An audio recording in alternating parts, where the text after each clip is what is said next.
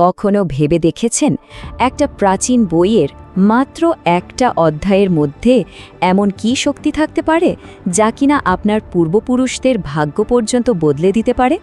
হ্যাঁ, ঠিকই শুনছেন। আজ আমরা পদ্মপুরাণ থেকে গীতার ষষ্ঠ অধ্যায়ের ঠিক এমনই এক অবিশ্বাস্য মহিমার কথা শুনব। আসুন এই অসাধারণ কাহিনীটা শুরু করা যাক। মানে ব্যাপারটা ঠিক কীরকম?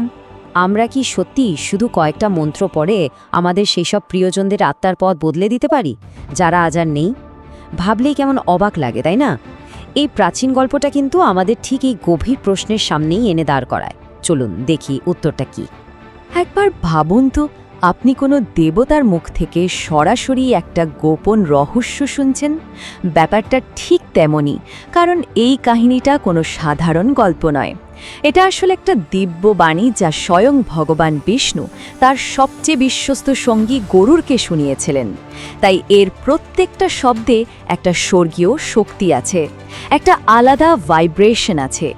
আর ভগবান বিষ্ণু দেখুন শুরুই করছেন এক অবিশ্বাস্য প্রতিজ্ঞা দিয়ে। তিনি বলছেন, হে গরুড়, এখন মন দিয়ে গীতার ষষ্ঠ অধ্যায়ের পরম মহিমা শোনো, কারণ এটা শুনলেই মানুষ মুক্তি লাভ করে। ভাবা যায়, শুধু শুনলেই মুক্তি। এই একটা কথাই কিন্তু আমাদের বলে দিচ্ছে যে আমরা কতটা শক্তিশালী একটা অধ্যায়ের রহস্যের মুখোমুখি হতে চলেছি। তো চলুন এবার আমরা একটু কল্পনার জগতে ডুব দিই। চলে যাই সেই প্রাচীন ভারতে, পবিত্র গোদাবরী নদীর তীরে।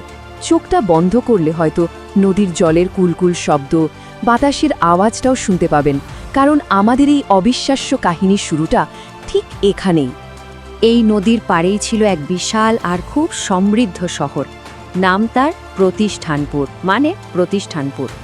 শুধু একটা শহর বললে ভুল হবে, এটা ছিল ধর্ম আর ঐশ্বর্যের একটা কেন্দ্রবিন্দু, একটা আলোকবর্তিকার মতো, যেখানে মনে হতো যেন স্বর্গ আর মর্ত্য এক হয়ে গেছে।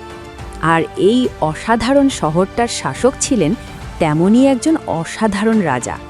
ওনার মনটা ছিল ঠিক ওনার রাজ্যের মতোই বিশাল। রাজার ন্যায় বিচার ছিল একেবারে কিংবদন্তির মতো, আর ওনার দয়া করুণা ছিল প্রজাদের জন্য যেন এক শান্তির প্রলেপ। প্রজারাও ওকে নিজের বাবার মতোই ভালোবাসত।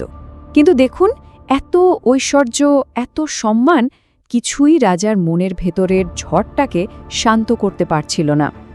একটাই প্রশ্ন ওনাকে দিন রাত কুরে কুরে খাচ্ছিল, ওনার প্রয়াত বাবার আত্মার কি হলো, কি গতি হয়েছে তার।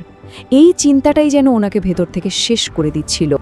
আর ঠিক যখন রাজা এই গভীর হতাশায় ডুবে আছেন, তখনই ঘটল এক অবিশ্বাস্য ঘটনা। হঠাৎ আকাশ থেকে নেমে এলো একটা আলোর রথ, একটা বিমান, আর তা থেকে বেরিয়ে এলেন এক দিব্য পুরুষ। আর ঠিক এই একটা মুহূর্তই কিন্তু সব কিছু বদলে দিতে চলেছিল। কিন্তু সেই দিব্য পুরুষ এক ভয়ানক সত্যি সামনে আনলেন। তিনি জানালেন যে রাজার বাবা প্রেতজনি লাভ করে ভয়ঙ্কর কষ্ট পাচ্ছেন, মানে অবর্ণনীয় যন্ত্রণা ভোগ করছেন। এই কথাটা রাজার বুকে যেন একটা বাজ পড়ার মতো এসে লাগলো। ওনার মনটা একদম ভেঙে চুরমার হয়ে গেল। এখন প্রশ্ন হলো, এই প্রেত জিনিসটা আসলে কি?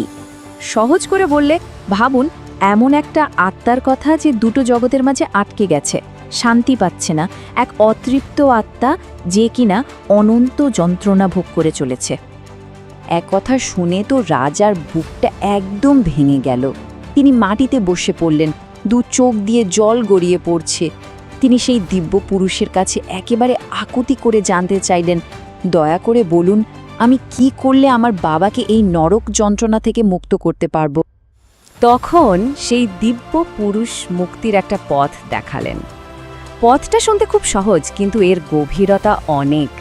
তিনি বললেন, প্রথমত ভক্তি ভরে ভগবদ্গীতার ষষ্ঠ অধ্যায়টা পাঠ করতে হবে, আর দ্বিতীয়ত সেই পাঠের ফলে যে পুণ্যটা হবে সেটা নিজের বাবার নামে উৎসর্গ করে দিতে হবে। দেখুন, একেবারে বিশুদ্ধ নিঃস্বার্থ ভালোবাসার একটা কাজ। রাজা আর এক মুহূর্তও দেরি করলেন না, সঙ্গে সঙ্গে পুরো মন প্রাণ দিয়ে তিনি সেই অধ্যায় পাঠ করতে শুরু করলেন। ওনার মুখ থেকে বেরোনো প্রত্যেকটা শব্দ ছিল এক একটা প্রার্থনা, প্রত্যেকটা অক্ষর ছিল বাবার মুক্তির জন্য তার ভালোবাসা আর গভীর বিশ্বাসের নিবেদন। আর তারপরেই ঘটল সেই অলৌকিক ঘটনাটা, অবিশ্বাস্য। রাজার পাঠ শেষ হওয়ার সঙ্গে সঙ্গেই ওনার বাবার আত্মা সমস্ত বন্ধন থেকে মুক্তি পেয়ে গেল। একটা স্বর্গীয় আলোয় ভেসে ওঠে, তিনি সোজা স্বর্গের দিকে চলে গেলেন। অবশেষে শান্তি পেলেন। ভাবুন একবার, কি অসাধারণ একটা পরিবর্তন। আসলে এই গল্পটা আমাদের একটা খুব বড় শিক্ষা দেয়, তাই না? যে মুক্তি কিন্তু টাকা পয়সা দিয়ে কেনা যায় না, বা বড় বড় যজ্ঞ করে পাওয়া যায় না। এই মুক্তিটা এসেছিল কোথা থেকে? এসেছিল পবিত্র শব্দের শুদ্ধ ভাইব্রেশন থেকে, আর তার পেছনে ছিল এক ছেলের তার বাবার জন্য নিঃস্বার্থ ভালোবাসা। এটাই তো ভক্তির আসল শক্তি। তবে শেষে গিয়ে এই কাহিনীটা আমাদের একটা খুব বড় প্রশ্নের সামনে দাঁড় করিয়ে দেয়। আচ্ছা, এটা কিভাবে সম্ভব যে মাত্র একটা অধ্যায়ের পাঠ একটা গোটা জীবনের কর্মফলকে মুছে দিতে পারে? এটা কি শুধু বিশ্বাসের শক্তি, নাকি শব্দের মধ্যে লুকিয়ে থাকা কোনো জাদু, নাকি এর পেছনে আরও গভীর কিছু আছে? এর উত্তরটা হয়তো আমাদের প্রত্যেককে নিজের ভেতরেই খুঁজে নিতে হবে।